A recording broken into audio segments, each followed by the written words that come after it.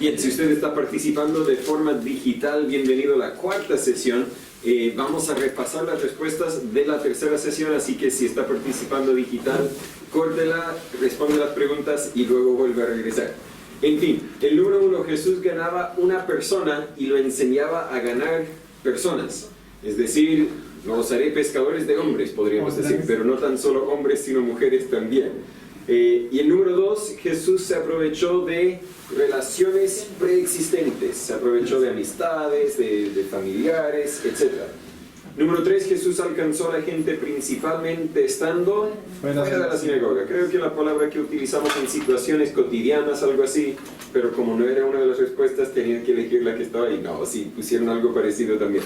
Número 4, Jesús vivió en el mundo, pero siempre tenía los ojos en la eternidad. Tal vez era malo por mi parte poner la cruz, porque al fondo son sinónimos, así que creo que voy a aceptar la cruz igual. En personas también, sí, pero no. De las notas, en la eternidad, en la eternidad. Por eso faltó poner Romanos 3:10, hermano. Si quiere se lo devuelvo después y puede poner Romanos 3:10. ¿Y qué dijo Jesús cuando llamó a varios de los discípulos? Sígueme. Pareciera que obedéceme es muy correcto, pero no es lo que dijo. Así que la respuesta que buscamos es precisamente lo que dijo. Hoy, a ver, para regresar al título, vamos a hablar acerca de alcanzar a los religiosos. ¿Cómo podemos alcanzar la gente religiosa? Antes de seguir, vamos a orar antes de realmente comenzar. Señor Padre, gracias.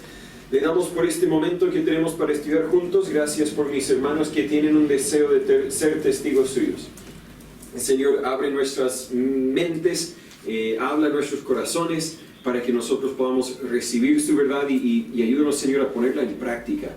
Denos tal vez incluso esta semana una oportunidad de tal vez testificar a una persona religiosa, una persona que igual necesita saber de ti.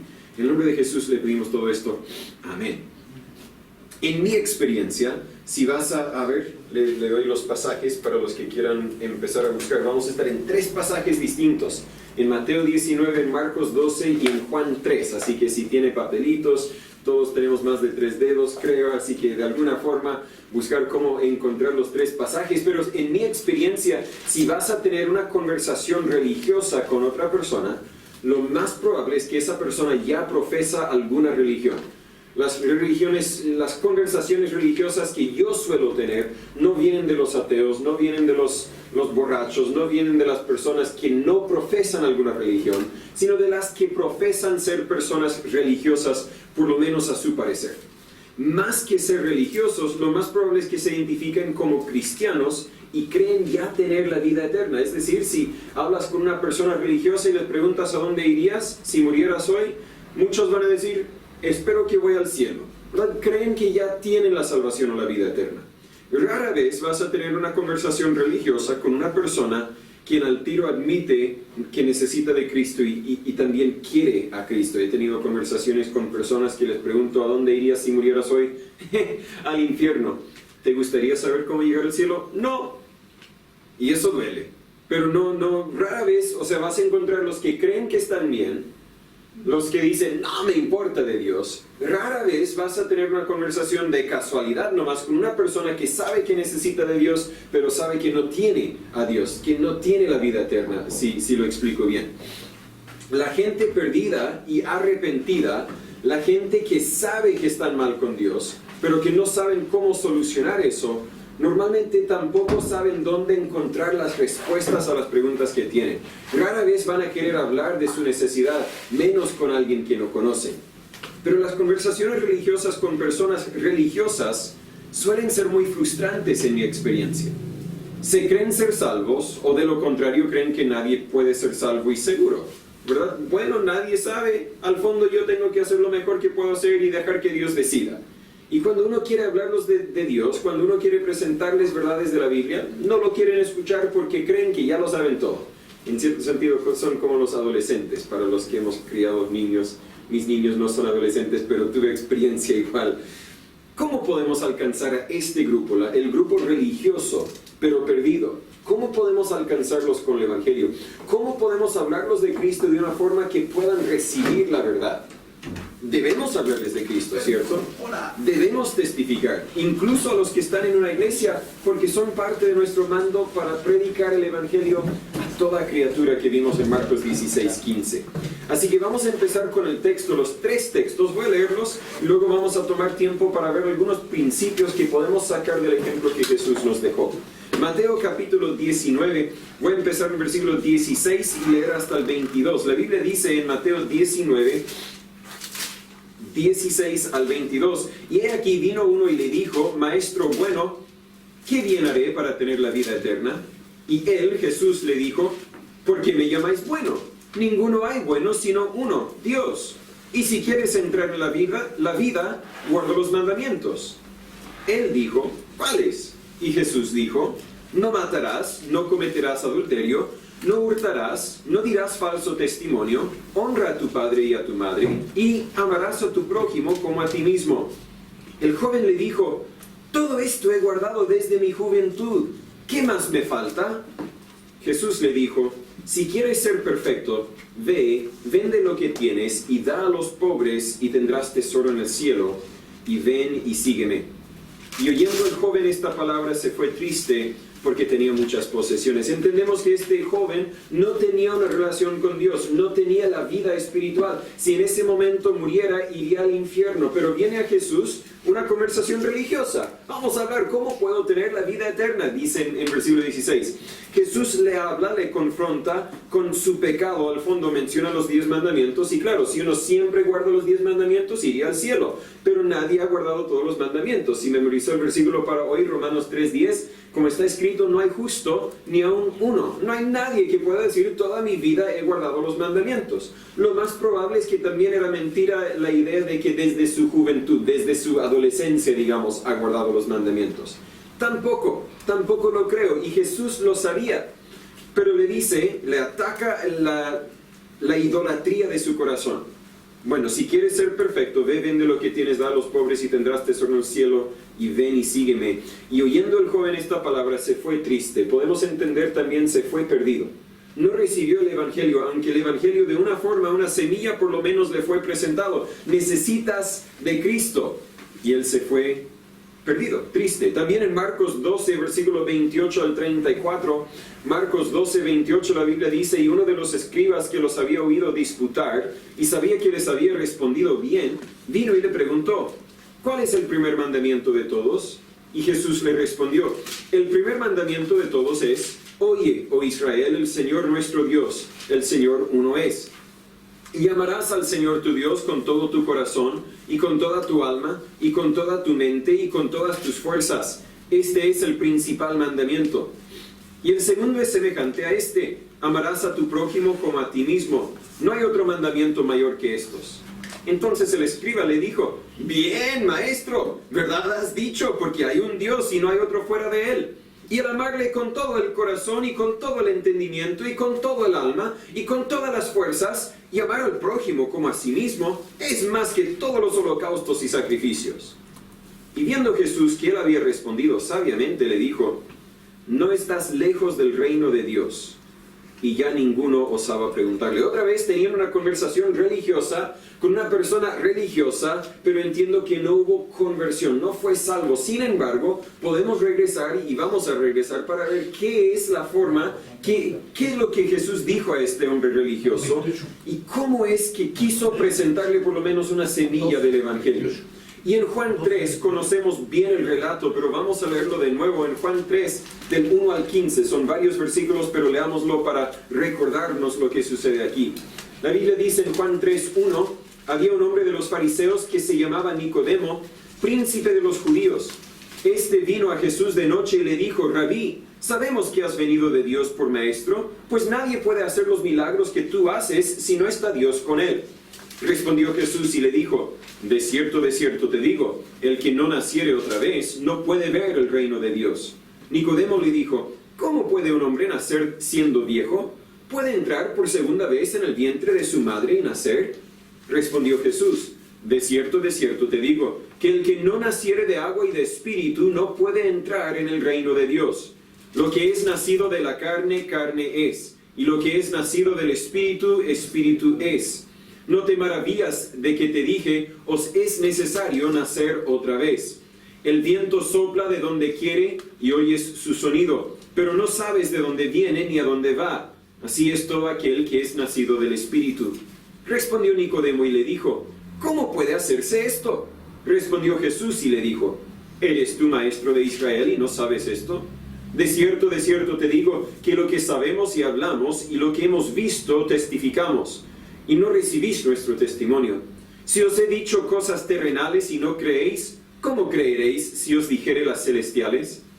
Y nadie subió al cielo, sino el que descendió del cielo, el Hijo del Hombre que está en el cielo. Y como Moisés levantó la serpiente en el desierto, así es necesario que el Hijo del Hombre sea levantado, para que todo aquel que en él cree no se pierda, mas tenga vida eterna. El resto del capítulo no vuelve a mencionar Nicodemo. Vemos a Nicodemo varios capítulos más adelante y me da la impresión que en algún momento recibió a Jesús. Por lo menos siguió abierto para recibir el Evangelio. Sin embargo, en esta instancia, no. Por eso muchas veces nos frustramos al testificar con gente religiosa, al punto de que nos llega a ser más fácil no hablarles de su salvación, simplemente invitarlos a la iglesia, darles la bienvenida, decir hermano, recibirlos como miembro para que empiecen a dar sus ofrendas también y nunca hablarles del Evangelio. Pero la realidad es que mucha gente religiosa está perdida. Mucha gente religiosa está yendo al infierno y nosotros tenemos la responsabilidad de presentarles con el Evangelio, hablarles de Cristo. ¿Cómo podemos hacerlo? ¿Cómo podemos alcanzar a los que siempre han creído en Dios?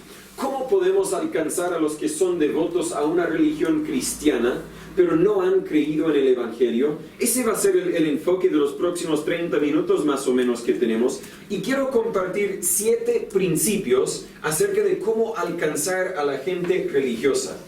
Y estamos siguiendo el modelo, siguiendo el ejemplo que Jesús nos dejó.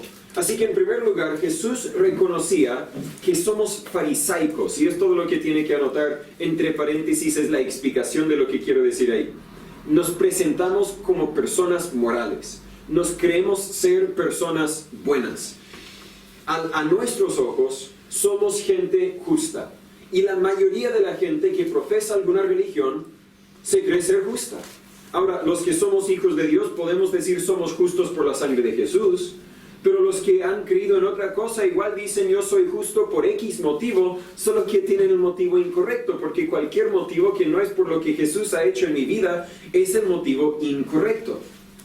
Me acuerdo un día tuve la oportunidad de testificar con una señora ya anciana en Panguipulli y algunos le he compartido el ejemplo anteriormente, pero yo le testifiqué del Evangelio, le dije que todos vamos a ser juzgados, vamos a morir, vamos a ponernos delante de Dios y vamos a ser juzgados por Dios. ¿Y cómo nos va a juzgar Dios? Bueno, por la ley. Y repetimos algunos de los mandamientos. No mentir, todos hemos mentido, condenado. No robar, todos hemos tomado algo que no es nuestro, condenado. Y podemos seguir así, con el principio que Jesús presenta de no matar, pero eso significa no te enojes contra tu hermano sin razón. Bueno, todos nos hemos enojado, así que en los ojos de Dios somos ladrones, somos mentirosos y somos homicidas, no somos personas buenas. Si Dios juzgara a cualquier persona en su propio mérito, condenado. De hecho, la Biblia dice que somos condenados. Y fue algunos de los versículos que estudiamos por varias semanas aquí en la pizarra, de que somos enemigos de Dios. Y al final le expliqué el Evangelio, le dije, solamente al arrepentirnos, solamente al creer en Jesús podemos ser salvos. Y luego le pregunté, señora, ¿le puedo preguntar si usted muriera hoy, dónde iría? Al cielo. Me alegro. ¿Por qué lo dice? Porque yo he confiado en Jesús. Amén es una respuesta correcta. Pero yo dije, qué bien. Y no dije nada más. Y luego ella dijo, y además nunca he ido al baile, nunca he fumado, nunca he tomado alcohol. No, yo siempre fui una persona buena. Y ahí, ¡ting!, como que algo se reveló en su corazón. Aunque dijo la respuesta correcta, he creído en Jesús, creo que Jesús murió por mí, le pregunté, mire, cambiemos la situación. Digamos que usted ha salido al baile, ha tomado alcohol, ha fumado, ha sido una persona horrible, pero igual ha creído en Jesús. ¿Con eso basta? ¿Igual irías al cielo? Lo pensó un rato. si pidiera que Dios me perdonara? Ya no sé a dónde vamos a ir con esto. Luego le dije, tal vez le hago la pregunta de otra forma. Digamos que en un momento de enojo, usted toma un palo y golpea a su vecino y lo mata. Usted ahora es homicida, ahora es una persona muy, muy mala. ¿Igual iría al cielo?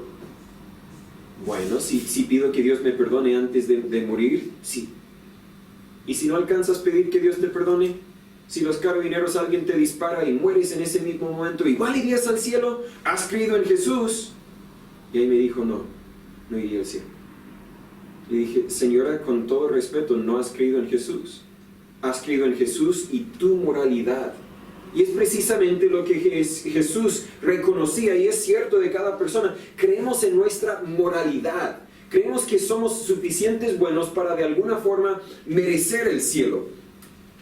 En Marcos capítulo 12, versículo 34 lo leímos ya, pero la Biblia dice, viendo Jesús que él había respondido sabiamente, le dijo, no estás lejos del reino de Dios.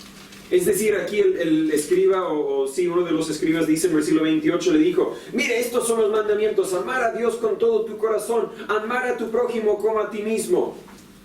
Jesús dijo, no estás lejos, te falta un solo paso, reconocer que no siempre has amado a Dios con todo tu corazón, reconocer que no siempre has cumplido con la ley de Dios. Te falta un paso, pero en sus ojos, mire, bien has dicho, eres de los nuestros. Yo también creo que voy al cielo porque he sido buena persona.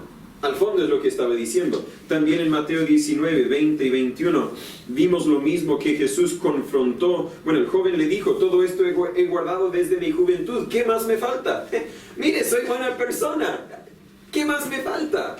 Él tal vez anticipaba que Jesús le dijera, entonces estás bien, vas al cielo. Pero Jesús le confrontó con su pecado y se fue triste. Al fondo tal vez dijo, ese Jesús está loco, no sabe lo que habla. ¿Por qué? Porque nos creemos ser personas justas, morales. Proverbios 16:2, la Biblia dice, todos los caminos del hombre son limpios en su propia opinión, mas Jehová pesa los espíritus. La persona naturalmente cree que lo que yo hago es lo correcto. ¿Por qué es correcto? Porque yo lo hago.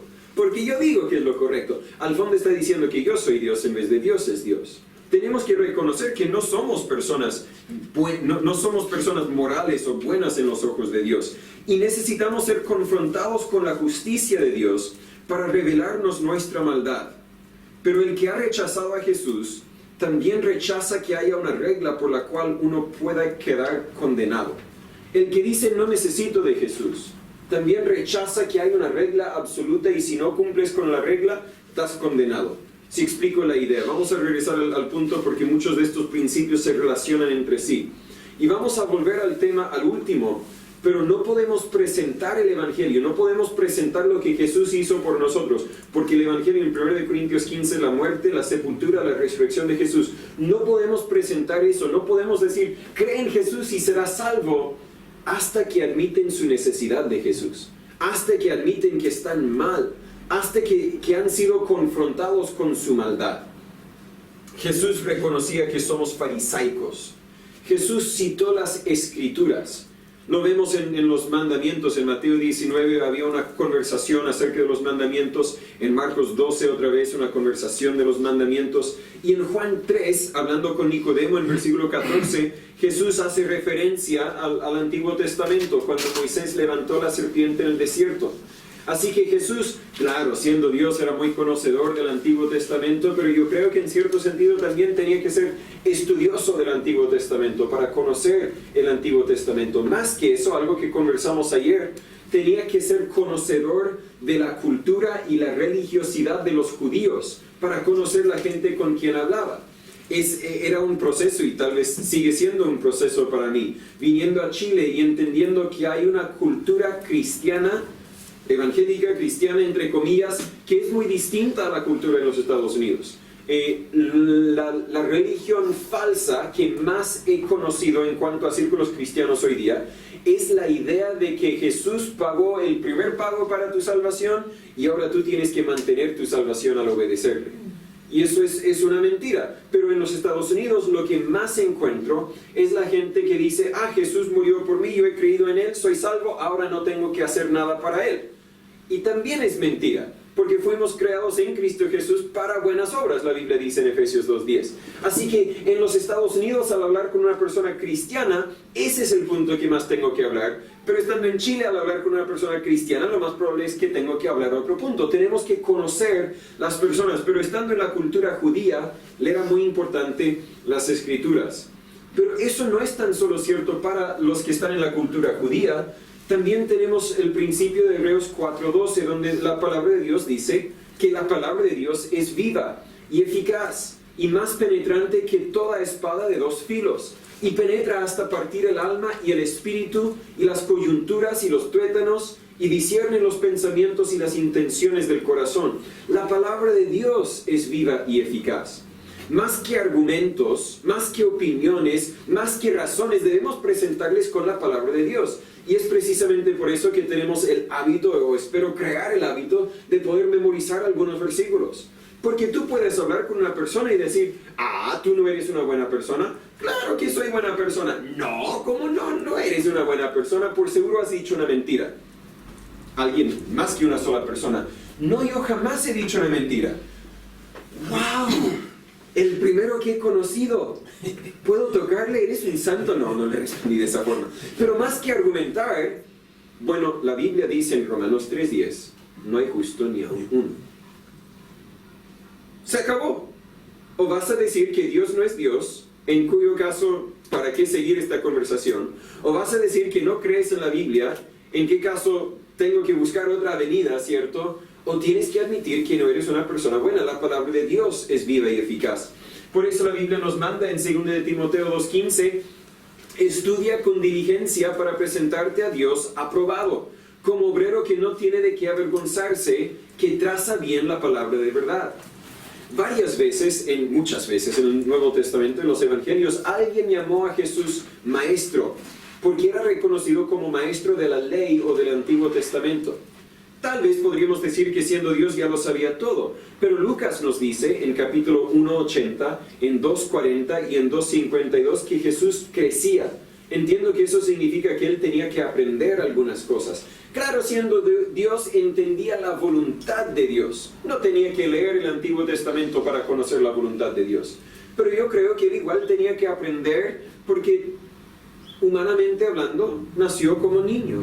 Creció como niño, tenía que aprender todo eso, y yo creo que Jesús también tenía el hábito de estudiar, era muy estudioso. Entiendo, yo no lo puedo decir con un versículo, pero con lo que entiendo de los evangelios, él tenía, y bueno, por lo menos tenía que ser conocedor de la interpretación humana de la Biblia, cómo es que otros tuercen la palabra de Dios. Y por eso siempre me gusta tener conversaciones con personas de otras religiones que saben bien lo que creen. Porque yo quiero conocer los argumentos que ellos van a presentar para poder estar preparados para responder. Y es precisamente lo que la Biblia nos manda en 1 Pedro 3:15. Dice, sino santificad al Señor Dios en vuestros corazones, y estad siempre preparados para responder con mansedumbre y temor a todo el que os demande razón de la esperanza que hay en vosotros. Yo tal vez sigo teniendo que crecer en este aspecto, pero muchas veces no soy bueno para responder con mansedumbre. Quiero responder, y la forma en que respondo, mi mamá me lo ha dicho mucho y yo lo reconozco, pero en el momento no lo reconozco. Pero respondo de una forma que indica que yo lo sé todo y tú no sabes nada, y la gente no lo va a recibir así. Tenemos que responder con mansedumbre, y vamos a llegar a una forma de hacer eso en un principio más adelante, o unos. Si nosotros vamos a estar preparados, tenemos que haber estudiado. Tenemos que conocer bien a la Biblia, no solo unos pocos pasajes muy conocidos a nosotros, sino también los pasajes conocidos a otras personas. Si vas a testificar con un adventista del séptimo día, y estoy hablando con uno en Chillán, me pidió una Biblia porque vio que regalamos Biblias. De hecho me pidió una Biblia bilingüe, así que tengo una Biblia bilingüe donde la traducción al español no es buena, por eso no la recomiendo. Pero le dije, y él dijo, ya, envíamelo por favor. Así que, claro, y hasta él me lo compró, así que ningún problema. Pero luego él dijo, mire, cuando ando por allá quiero pasar a visitar tu iglesia. Bienvenido, quiero invitarte después a la casa para conversar. Pero si vas a hablar con un adventista del séptimo día que conoce bien, él te va a llevar a partes de la Biblia que tú tal vez no has estudiado antes, y no vas a saber cómo responder. Por eso tenemos que estar siempre preparados. ¿Cómo me preparo? Al tomar un paso. al hablar con el adventista del séptimo día, al no saber cómo responder, pero luego en la tarde vas a la casa y empiezas a buscar cómo puedo responder la próxima vez que tienes la oportunidad. Es lo que ha pasado en mi vida. Tal vez otros tienen mejores métodos. Número 3. Jesús nunca debatió la autojusticia de uno. Al contrario, apeló a la conciencia con preguntas. Si tomas notas, lo siento, es mucho que anotar. Puedes resumirlo de la forma que quieres resumirlo. Pero cuando el joven, ahora anoté en Mateo 19, 17, cuando el joven viene a Jesús y dice, Maestro bueno, ¿qué bien haré para tener la vida eterna? Ahora, la pregunta era falsa. ¿Qué bien puedo hacer para tener vida eterna? Nada. Yo no puedo hacer nada para heredar la vida eterna. Y Jesús bien podría haberle respondido de esa forma. Mire, eres un pecador y no importa lo que haces, no puedes deshacer lo malo que has hecho. Pero él no respondió con una condenación. Más adelante, cuando el joven le dijo, ¿qué más me falta? Todo esto lo he guardado desde mi juventud. ¿Qué más me falta? Jesús tampoco lo debatió el punto. No, es que tú eres un pecador y mentiroso y te has autoengañado. Nunca lo condenó. Apeló a su conciencia con preguntas, como por ejemplo en el versículo 17. ¿Por qué me llamas bueno? Hablemos un momento de qué significa ser bueno. ¿Realmente soy bueno? No, la Biblia dice que no hay ninguno bueno, solo Dios. ¿Tú crees que soy bueno? ¿Crees que tú eres bueno? ¿Por qué dices que tú eres bueno? Hagamos preguntas, tengamos esta conversación. ¿Por qué? Porque al hacer preguntas, uno ahora tiene que ponerse a pensar. En vez de, y empezar a debatir, ahora uno tiene que pensar. Mi mamá era muy astuta en este sentido. Me acuerdo conversaciones especialmente de adolescente, cuando tenía 14, 15, 16 años, andábamos conduciendo yo y ella nomás, y ella me hacía una pregunta de no sé, algún tema que ni estaba en mi mente, pero ella quería hacer la consulta. Natán, ¿cuándo te casas? O ¿cuáles son tus planes? ¿O qué vas a hacer? Etcétera, etcétera. Y yo le dije, esto va a ser, ¿por qué? Buena pregunta. ¿Por qué quiero? Porque es lo que quiero hacer. ¿Crees que eso es lo más importante? Buena pregunta. ¿Realmente es lo más importante? Ahora, ella podía decir, no, Natán, no deberías hacer eso o el otro. No, Natán, no deberías hacerlo simplemente porque quieres hacerlo. Deberías hacerlo porque Dios quiere que lo hagas. Pero en ese sentido yo pongo mis defensas. No me acuses. Y no voy a recibir lo que ella está diciendo. Ella tenía el hábito, la práctica, la técnica, la habilidad de hacer preguntas para ponerme a pensar. Y muchas veces ella ni tenía un propósito con las preguntas, más que hacerme yo pensar y considerar qué es lo que estoy haciendo. Es un hábito que yo quiero desarrollar con la crianza de mis hijos y un hábito que me falta todavía desarrollar al testificar con una persona. Pero muchas veces una pregunta llega a ser más potente que una declaración. ¿Cómo voy con el tiempo? Más o menos bien. Aquí estamos. Puedes predicar a una persona, pero si no quiere escucharte, más vale que hables a los árboles. Pero si la persona no quiere escucharte, no vas a lograr nada. La predicación en la iglesia sirve porque se entiende que cada uno quien viene quiere escuchar de Dios. Pero si estás hablando a una persona religiosa quien cree que ya va al cielo y tú le dices, no vas a ir al cielo, no te va a escuchar. Vas a llegar a un argumento y bla, bla, bla. No, tengo otras cosas que hacer, ¿puedo irme por favor? Al final no vas a llegar a nada. Pero porque no quieren escuchar el mensaje, porque creen que todo está bien. Pero Jesús usó preguntas para llegar donde un sermón nunca llegaría. Empecé a buscar esto y encontré como 130 preguntas que Jesús preguntó. Y quería casi copiar e imprimir la lista entera, porque cada pregunta es muy potente. Wow, revísalo por un momento. Si quieres en Google, llegando a la casa o cuando lees la Biblia, subraya, destaca las preguntas que Jesús hace. Aquí hay algunos. En Mateo 9, 14 y 15, entonces vinieron a él los discípulos de Juan diciendo, ¿por qué nosotros y los fariseos ayunamos muchas veces y tus discípulos no ayunan? Él podía haber respondido, porque no es el momento preciso. Podía haber dado una declaración, pero luego dijo, ¿pueden los que están de bodas tener luto entre tanto que el esposo está con ellos? La respuesta queda clara. Pero en vez de debatir, ellos, ya no hay nada más que decir. Mas los días vendrán cuando el esposo les será quitado y entonces ayunarán. En Marcos 4, 39 y 40, la Biblia dice, y levantándose reprendió al viento y dijo al mar, calla, enmudece. Y cesó el viento y se hizo grande bonanza. Y les dijo a sus discípulos, ¿por qué estáis así amedrentados? Buena pregunta, ¿verdad? Tal vez al siguiente día se seguían haciendo la misma pregunta. ¿Por qué temíamos? Y luego dice, ¿cómo es que no tenéis fe? Buena pregunta. ¿Cómo es que no podíamos confiar en Jesús en ese momento? En vez de condenar con una declaración, condenó con una pregunta, pero la pregunta sigue estando ahí, sigue persistiendo, sigue molestando. En Juan 5, 5 y 6 estaba ahí un hombre que hacía 38 años que estaba enfermo. Cuando Jesús le vio postrado y entendió que hacía mucho tiempo que estaba enfermo, le dijo, ¿quieres ser sano? A veces una pregunta, vemos a una persona sufriendo de las consecuencias de su pecado. ¿Quieres salirte de todo esto?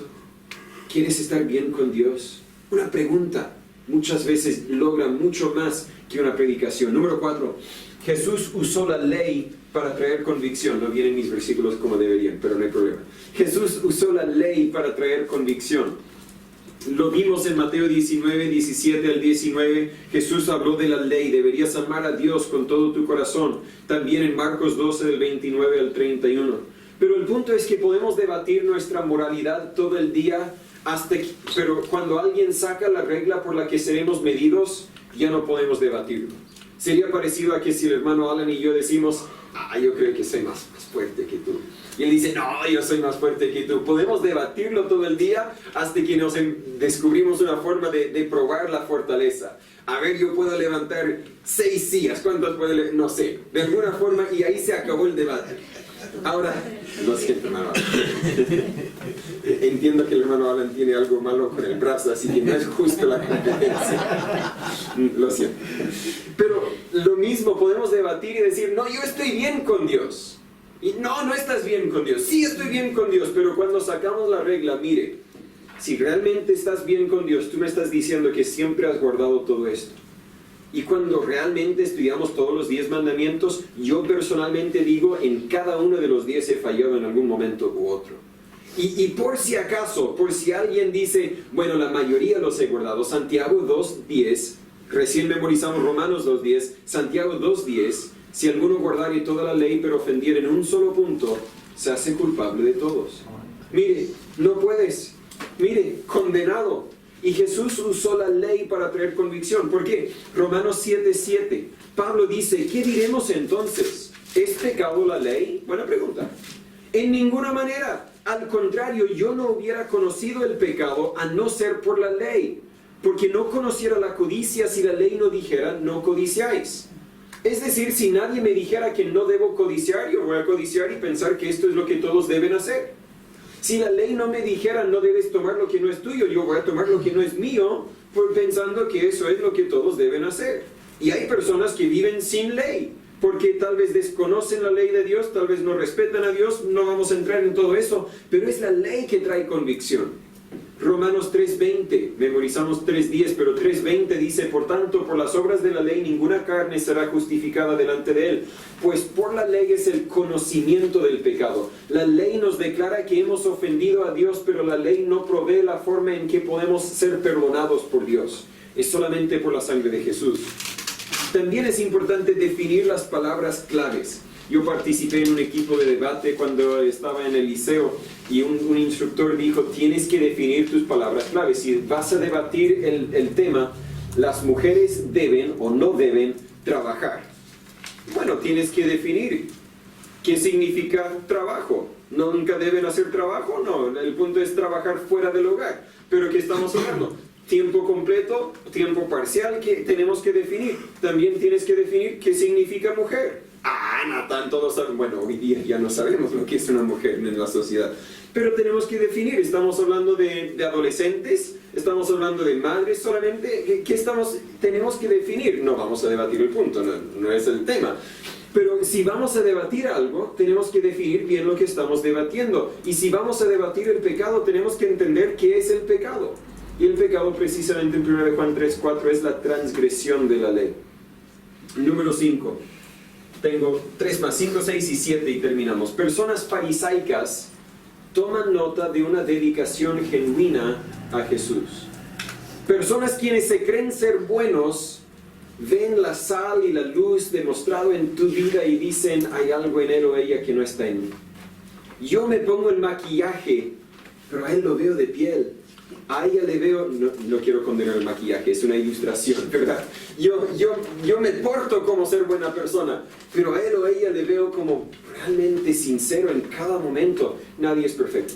No creas que tienes que ser un santo 24 horas al día, 7 días a la semana. No, pero tenemos que ser genuinos, tenemos que ser auténticos.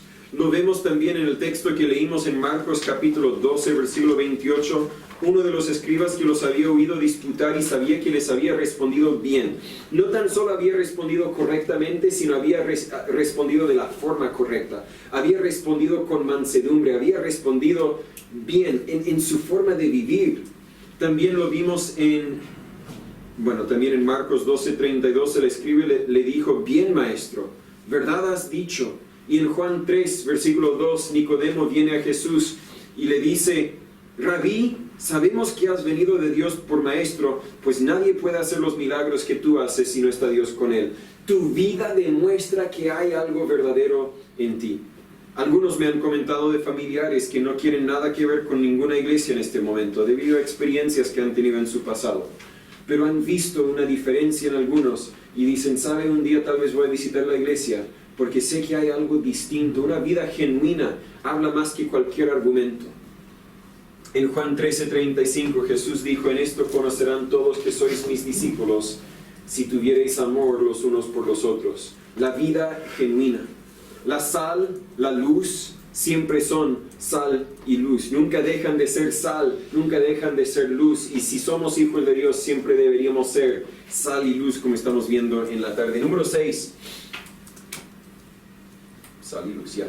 Número 6. La muerte de Jesús destaca la gravedad de nuestro pecado. Lo vemos en Juan 3. Jesús tiene este argumento con Nicodemo. Y en versículo 14 llega a su punto. Mire, Nicodemo, yo te he dicho, tienes que nacer de nuevo. Tú no me has creído aún. Tú crees que tiene que haber otra forma de poder ser restaurado. Pero voy a destacarte lo importante, lo grave que es tu pecado. Como Moisés levantó la serpiente en el desierto, así es necesario que el Hijo del Hombre sea levantado. Levantado en la cruz, para que todo aquel que en él cree no se pierda, mas tenga vida eterna. La muerte de Jesús destaca la gravedad de nuestro pecado. ¿Por qué vamos al hospital? Porque una herida es tan grave. Me acuerdo, ya hace más de 2 años, Anita y Raquel estaban jugando atrás en el patio y estaban caminando en un palo de madera que yo tenía ahí para ver si no se caían. Y Anita llegó a donde Raquel y no sé si le empujó por mala onda o si le empujó porque iba a caer y empujó a su hermana, pero su hermana se cayó y cayó encima de la reja justo donde había un perno saliendo y teníamos que llevarla al hospital. Y Anita preguntó, ¿pero por qué van al hospital? Dejamos Anita con la hermana Lili y el hermano Sergio que viven al lado. ¿Por qué fue al hospital? Porque así era de grave. Yo no sabía si decir así era de grave lo que tú le hiciste, no sabía si echarle la culpa o no, pero si ella realmente le había empujado, si yo lo sabía, lo hubiera dicho de esa forma. Claro, tienes que entender lo grave que es lo que tú hiciste. Tenía que ir al hospital. Y nuestro pecado es tan grave que Jesús tenía que morir por nosotros. Gálatas 2:21. Si por la ley fuese la justicia, entonces Cristo murió en vano. Alguno que dice, no, yo voy a llegar al cielo al ser una buena persona. Si se pudiera, entonces, ¿por qué murió Jesús? En Romanos 5:8, mas Dios encarece su amor para con nosotros en que siendo aún pecadores, Cristo murió por nosotros. ¿Por qué murió? Porque somos pecadores. Porque nuestro pecado era tan grave que no había otro remedio. Número 7. Lo vemos principalmente en Juan 3, pero también en los otros pasajes. Obediencia a la verdad entendida siempre precede mayor iluminación. Decirlo de otra forma, si no aceptas la verdad que fue presentada, ¿para qué presentarte más verdad? Volviendo al tema de que no podemos presentar, cree en Jesús hasta que presentemos por cuanto todos pecaron y están destituidos de la gloria de Dios. Si decimos, todos pecaron y están destituidos de la gloria de Dios, y ellos dicen, no, yo no he pecado, entonces no tienes por qué citarles Hechos 16:30. Cree en el Señor Jesucristo y serás salvo tú y tu casa. Es el 31, creo. No hay por qué decirlo, porque ellos creen que no tienen necesidad de salvación. Obediencia a la verdad entendida siempre precede mayor iluminación. En Juan 3, anoté 12, pero voy a trazarme al 11. Jesús dice, de cierto, te digo lo que sabemos y hablamos, y lo que hemos visto testificamos, y no recibís nuestro testimonio. Mire, Nicodemo, sigues haciéndome más preguntas, pero ya te he dado respuestas y has rechazado las respuestas. No te voy a dar más respuestas. Versículo 12. Si os he dicho cosas terrenales y no creéis, ¿cómo creeréis si os dijere las celestiales? ¿No has entendido, no has aceptado lo que yo he dicho? ¿Para qué seguir esta conversación? No puedo decirte más. Lo vimos en Marcos 12:34. Marcos 12:34. Viendo Jesús que él había respondido sabiamente, le dijo, no estás lejos del reino de Dios. Y ya ninguno osaba preguntarle. Jesús podía haberle dicho, mire, lo único que te falta es creer en mí. Pero no era lo único que le faltaba. Primero tenía que reconocer que con su dicho, él mismo se autocondenaba. Tienes que amar a Dios con todo tu corazón, y no había amado a Dios con todo su corazón.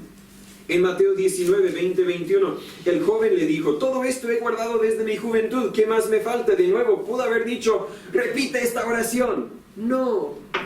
Te falta reconocer que eres un pecador. Con tus dichos te has autocondenado. Pero no podía presentar el Evangelio, no podía presentar la salvación o el remedio hasta que aceptan, hasta que creen que hay necesidad del remedio. De poco sirve contar lo que la Biblia dice si no creen que la Biblia es la verdad, o si no creen que la Biblia es la única verdad.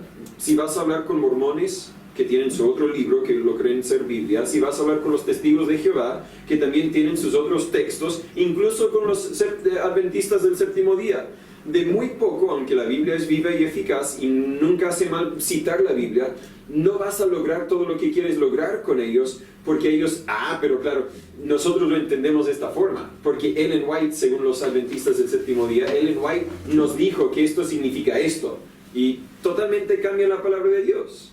Así que tienes que reconocer que la Biblia es la verdad, si realmente me va a servir mucho explicarte lo que la Biblia dice. De conclusión o de resumen, bueno, ahí está la evaluación, que en un momento. Si vamos a alcanzar a los religiosos, no sería bien seguir el ejemplo que Jesús dejó. Debemos recordar que como humanos solemos ser farisaicos. Debemos compartir la Biblia más que nuestra opinión. Preguntas son más eficaces que predicaciones. La ley trae convicción.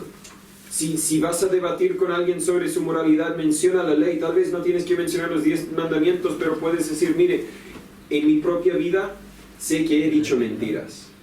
Tengo cuantos hijos tengas, o primos, o vecinos, y sé que cada uno ha dicho una mentira.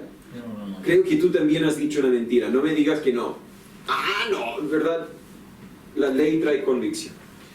Vidas auténticas confirman el mensaje que compartimos. La cruz demuestra la gravedad de nuestro pecado, y no debemos compartir más verdad hasta que la primera es aceptada. Si no me equivoco, la semana que viene, y si Dios permite, vamos a estudiar cómo alcanzar a la gente perdida. Todos están perdidos. Con esto quiero decir la gente que sabe que están perdidas. Estamos hablando de la gente que vive sin Dios, que vive sin ley, que vive no importando. Vamos a ver cómo poder alcanzarlos a ellos. Y aunque nos suena raro, cuando Jesús habló con la gente que la sociedad consideraba mala, casi siempre resultó en que ellos creyeran en Él. Y cuando Jesús habló con la gente, los religiosos, casi ni uno. No es decir que ni uno, pero la gran mayoría, ninguno. Así que el campo más fértil, en cierto sentido, es precisamente la gente que no profesa ninguna religión. Y vamos a estudiar algunos principios para alcanzarlos a ellos con el Evangelio la próxima semana, si Dios permite. Hermano Segundo, ¿podría concluirnos, no despedirnos, con un momento de oración, por favor? Amado Dios, te damos gracias, Señor, en esta hora, porque hemos estado reunidos en este lugar. Padre Santo, con el solo hecho de escuchar tu palabra, aprender de ti, Señor, cada día. Padre, te damos muchas gracias en este momento. Bendice a cada uno a cual estamos en este lugar. Ruego una bendición en esta hora, Señor, para que cada uno de nosotros, amado Dios, en el nombre del Padre, del Hijo y del Espíritu Santo. Amén.